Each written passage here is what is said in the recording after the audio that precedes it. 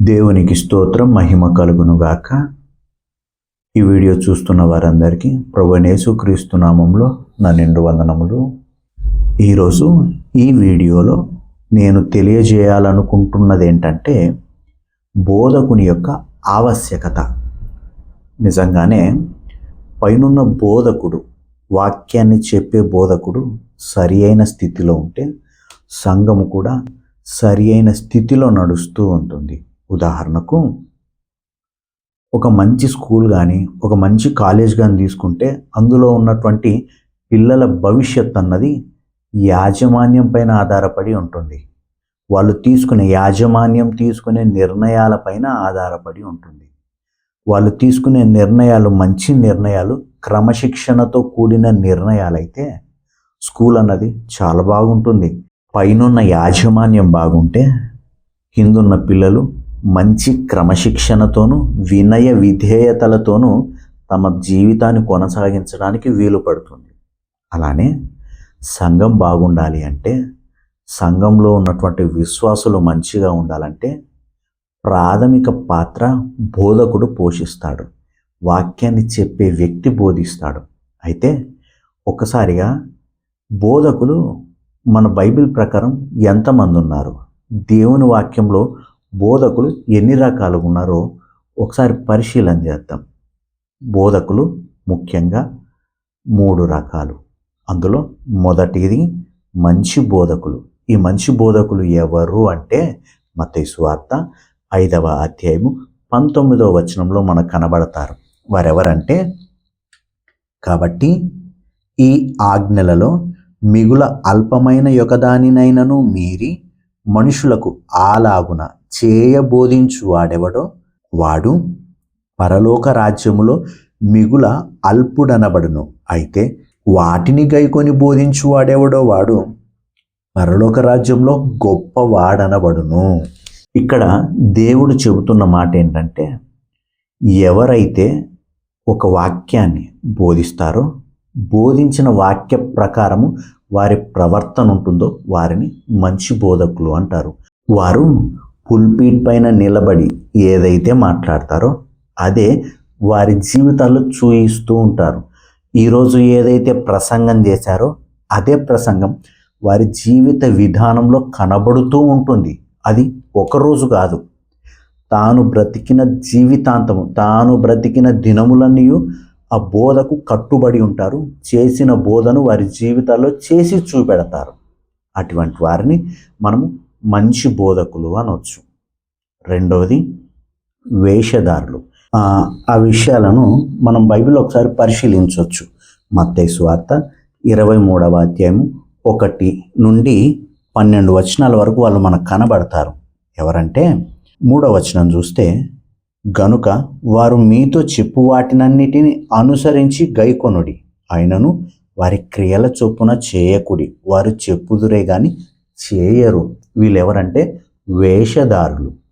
వేషధారులైనటువంటి దైవజనులు, వేషధారులైనటువంటి బోధకులు. వీళ్ళు ఏం చేస్తారంటే మాటలు మాత్రం కోటలు దాటేలా చెప్తారు.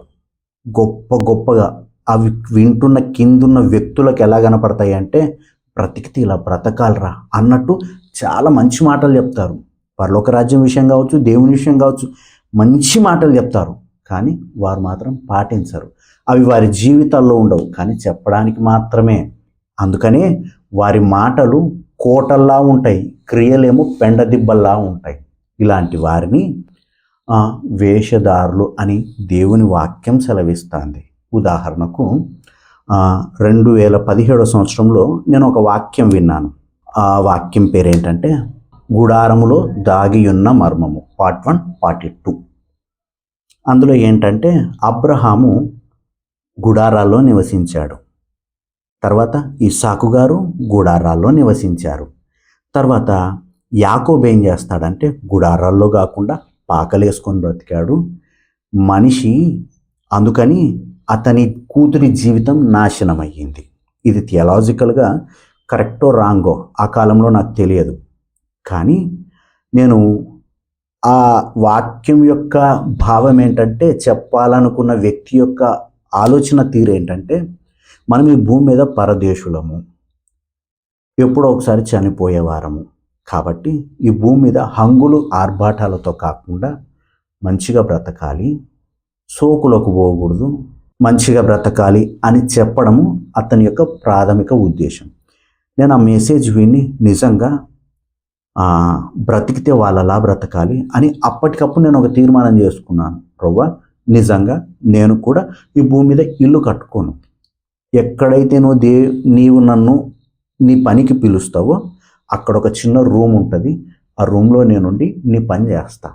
దేవుని చిత్తమే నన్ను తీసుకొని వెళ్తే ఇంకో చోటుకి వెళ్ళిపోతా.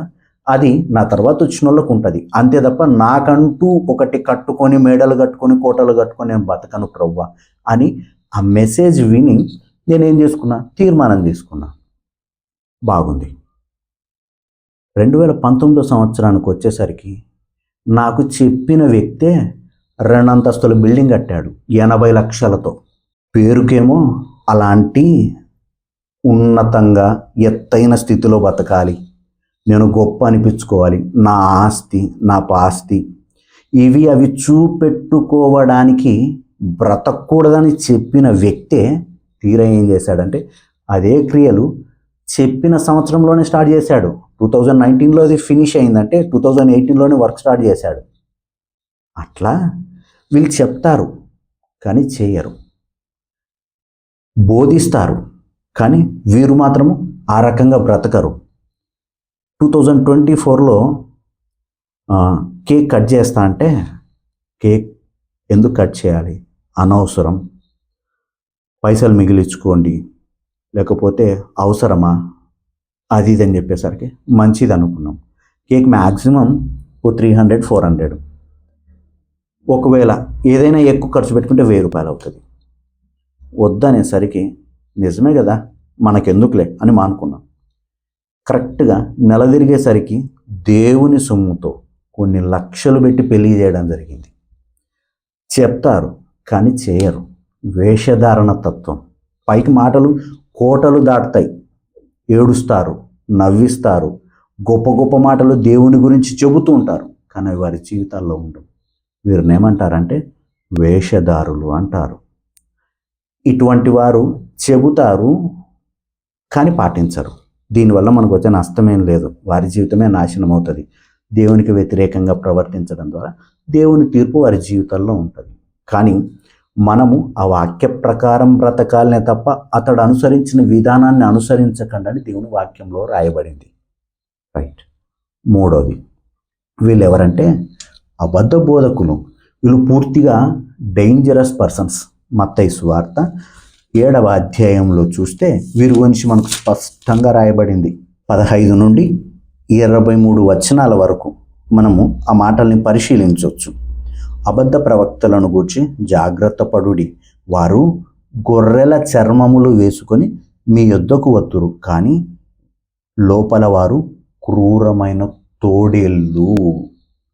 వీళ్ళ క్యారెక్టర్ మొత్తం 15 నుంచి 23 వచనాల వరకు చూస్తే దేవుడు ఆ అబద్ధ ప్రవక్తల యొక్క క్యారెక్టర్ను రాసి పెట్టాడు. వీళ్ళు ఏం చేస్తారంటే పైకి గొర్రెల్లా కనపడతారు కానీ లోపల మాత్రము తోడేలు స్వభావం.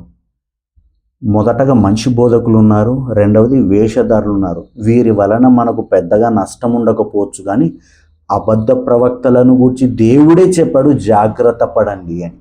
ఇలాంటి వాళ్ళు సిద్ధాంతాలను మారుస్తారు.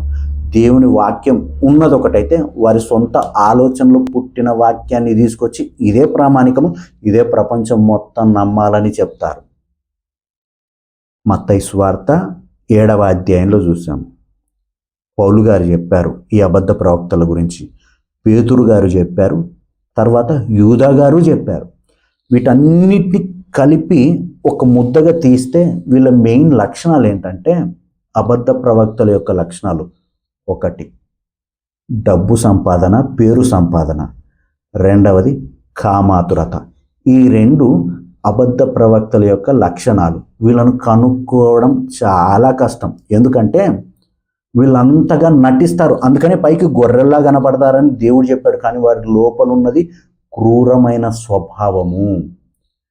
ఈజీగా వారిని కనుక్కోలేడు.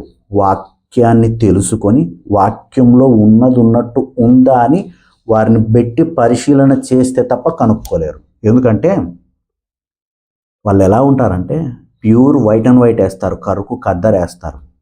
వీళ్ళు మాట్లాడే మాటలు ఎలా ఉంటాయంటే ఏది మాట్లాడినా దేవుడు మమ్మల్ని పిలిచాడు, రెండోది మాకు అభిషేకం ఉంది, ఇలాంటి పదాలు పలుమార్లు వాళ్ళు తమకు తాము చెబుతూ ఉంటారు. వీళ్ళు ఏం చేస్తారంటే ఇతరులను దూషిస్తూ ఉంటారు. ఇతరుల సంఘాలను కావచ్చు, సంఘంలో ఉన్న సేవకుల్ని కావచ్చు దూషిస్తూ తమను తాము గొప్పగా ప్రకటించుకుంటూ ఉంటారు. ఇలా చేస్తూ పైకి గొర్రెల్లా కనపడిన లోపల క్రూరమైన తోడేలు స్వభావం ఉంటుంది. ఇలాంటి వారు ఆస్తులు సంపాదించుకుంటారు, పొలాలు సంపాదించుకుంటారు, కిందున్న విశ్వాసుల జీవితాలను సర్వనాశనం చేస్తారు. ఇది వారి యొక్క లక్షణాలు. అటువంటి వారితో జాగ్రత్తగా ఉండండి. సరే, భూమి మీద పోతే పోయింది, మళ్ళీ సంపాదించుకోవచ్చు, కానీ వీళ్ళ పద్ధతుల వలన మనుషులను నరకానికి తీసుకొని వెళ్తారు. వాక్యంలో లేని వాటిని బోధిస్తారు, లేని వాటిని ఇవే ప్రామాణికాలని చెప్తారు. చెప్పి వీటి ప్రకారం నడవాలి అని మనుషులను రుద్ది పెడతారు. వారి సొంత ఆలోచనల చేత రుద్ది పెట్టి తప్పుడు బోధను ప్రామాణికం చేయడానికి ప్రయత్నిస్తారు. కాబట్టి ఇలాంటి వారితో జాగ్రత్తగా ఉండాలి. వీళ్ళు చాలా నాటకాలు ఆడతారు, డ్రామాలు ఆడతారు. పుల్పిట్ మీదకి ఎక్కగానే ఫస్ట్ వీళ్ళు చెప్పే మాట ఏంటంటే దేవుడు నాతో మాట్లాడాడు అని చెప్తాడు. ఒక విషయం గుర్తుపెట్టుకుందాం, ఎవరైనా ఒక వ్యక్తి వచ్చి దేవుడు నాకు ఇది చెప్పాడు అని అన్నారంటే 1కి 1000% అది పరిశీలించదగినదని గుర్తుపెట్టుకోవాలి. వాక్యంలోది కాకుండా లేకపోతే ఏదో కళనో దర్శనమో ఇలాంటి మాటలు చెప్పే వాళ్ళు ఉంటారు. జాగ్రత్త. అలాంటి వారి మాటలను, వాక్యంలో లేనిది సొంత ఆలోచనల చేత చెప్పే వ్యక్తుల దగ్గర మనం చాలా జాగ్రత్తగా బ్రతకాలి. ఉదాహరణకు సంఘంలోకి ఒక ధనవంతులు కానీ డబ్బున్న వ్యక్తులు రాగానే వీళ్ళు ఏం చేస్తారంటే ఫస్ట్ కన్నేస్తారు. ఎవరు డబ్బు ఉన్నోడు, ఎవరి ఆస్తులు ఉన్నోడు, వాళ్ళకు వీళ్ళు స్పెషల్ ఫెసిలిటీస్ కనిపిస్తారు. అంటే కావాలని వాళ్ళని ఇంట్లోకి తీసుకొని వస్తారు. తీసుకొని వచ్చి రండి బ్రదర్ కూర్చోండి అని వీళ్ళ పక్కనే చేరేస్తారు. అబ్బా, ఇతడు అనుకుంటాడు దైవజనుడు నాకెంత విలువిస్తున్నాడు. కూర్చోబెట్టుకున్న తర్వాత అమ్మ టీ తీసుకొని రా అంటారు. టీ తీసుకొని వస్తారు. టీ తీసుకొని వచ్చేటప్పుడు ఈయననే అంటాడు, ఈయనకు షుగర్ ఉంది, షుగర్ లెవెల్ తగ్గించి తీసుకొని అంటాడు. అయ్యో, దైవజనుడు నా పట్ల ఎంత జాగ్రత్త చూపిస్తున్నాడు, మంచి దైవజనుడు అని పక్కనున్న వ్యక్తి ఫీల్ అవుతాడు. టిఫిన్ చేయండి, షుగర్ ఉంది కదా, రొట్టెనే చేసి పెట్టు. ఇలాగా చూపెట్టి చిన్నగా స్టార్ట్ చేస్తాడు. సేవ చేయాలి, ఈ భూమి మీద పరిచర్య చేయాలి, ఎంతకాలం బ్రదర్ ఈ బతుకు, అవి ఇవి ఆ మాట ఈ మాట చెప్పి మనం పరిచర్య చేయాలంటే కొంత డబ్బు అవసరం ఉంది, ఆ చోట మనం ఒక మందిరం స్థాపించాలి, అది ఇది అని కొన్ని ఆ మాటలు చెప్పేసరికి అవునా, స్థలం నాది ఉంది, ఇస్తావా, వద్దులేండి బ్రదర్, మళ్ళీ మీకు పిల్లలు ఉన్నారు, అవి ఉన్నారు, ఇవి ఉన్నారు, పైకి మాటలు వద్దు వద్దు వద్దు అని చెప్తారు. చెప్పి తీరా ఏం చేస్తారంటే లాస్ట్కు అతన్ని ప్రేరేపించి ఈ రోజు కాకపోయినా రేపు కానీ ఎల్లుండి కానీ ఈ నెలలో ఈ వారంలో ప్రేరేపించి అట్టిట్లా చేసి వాళ్ళ పొలాన్ని స్థలాన్ని ఈయన రాయించుకుంటాడు. రాయించుకొని తర్వాత ఏం చేస్తాడంటే చిన్నగా వాక్యంలో అతన్ని అనడం స్టార్ట్ చేస్తాడు. సూటిపోటి మాటలతో అనడం, గుచ్చడము. అతడు విసుగొచ్చి ఇక్కడ వద్దురా నాయన, బ్రతికితే బఠానీలు దీనికి బతుకొచ్చని ఈ సంఘం నుంచి పారిపోయేటట్టు చేస్తాడు. అతడు బాయ, అతని సొమ్ము మాత్రం ఇంత దగ్గర మిగిలిపాయ. మొదట్లో ప్రేమ చూపించా, నాటకాలు ఆడా, ఆస్తిపాస్తులన్నీ గుంజుకునే, తర్వాత బయటికి దొబ్బా. ఇవి నష్టపోయేంత వరకు అని తెలియదు. ఇలాంటి వాళ్ళు పైకి కద్దరు, తెల్ల కద్దరేస్తారు, మాకు పిలుపు ఉందని చెప్తారు, మాకు అభిషేకం ఉందని చెప్తారు, మమ్మల్ని మించిన వాళ్ళు లేరంటారు. తీరా చూస్తేనేమో జీవితాలను నాశనం చేస్తారు. శారీరక జీవితం పోతే పోయింది, మళ్ళీ సంపాదించుకోవచ్చు, కానీ ఆత్మీయ జీవితాన్ని నష్టపరిచి లేనిపోని బోధలు చేసి, వాక్యానికి వ్యతిరేకమైన బోధలు చేసి, వాళ్ళ ఆలోచనలో ఉన్న బోధలు చేసి లాస్ట్కు ప్రజలను నరకానికి నడిపిస్తారు. కాబట్టి జాగ్రత్త పడదాం. ప్రియమైన దేవుని వారలారా, ఈ వీడియో నేను చేయడానికి గల ప్రత్యేక కారణం ఏంటంటే, నష్టపోయిన తర్వాత, నాశనం అయిన తర్వాత అయ్యో నేను నాశనం అయ్యానని తెలుసుకున్న లాభం లేదు. కాబట్టి ఎప్పుడైతే మనము సంఘానికి వెళ్తున్నామో, లేకపోతే ఒక దైవజనుని దగ్గరికి వెళ్తున్నామో, అతడు వాక్యానుసారంగా బ్రతికే వ్యక్తే కాదా అని వాక్యాన్ని బట్టి ఒకసారి పరిశీలించుకుందాం, పరీక్షించుకుందాం. అతడు వాక్య ప్రకారము నడవగలిగిన వ్యక్తి అని తెలిసిన తర్వాత అక్కడ ఫిక్స్ అవుదాం. లేకపోతే ఆత్మీయంగాను శారీరకంగాను నష్టపోతాం, నాశనం అవుతాం. కాబట్టి ఈ వీడియో చూస్తున్న వారందరూ ఒక్కసారి హృదయాలను పరిశీలన చేసుకొని మనం ఎక్కడున్నాం, ఏ స్థితిలో ఉన్నామన్నది ఆలోచించుకుంటారని ఆశిస్తున్నాను. దేవునికి స్తోత్రం, మహిమ కలుగునుగాక. ఆమెన్.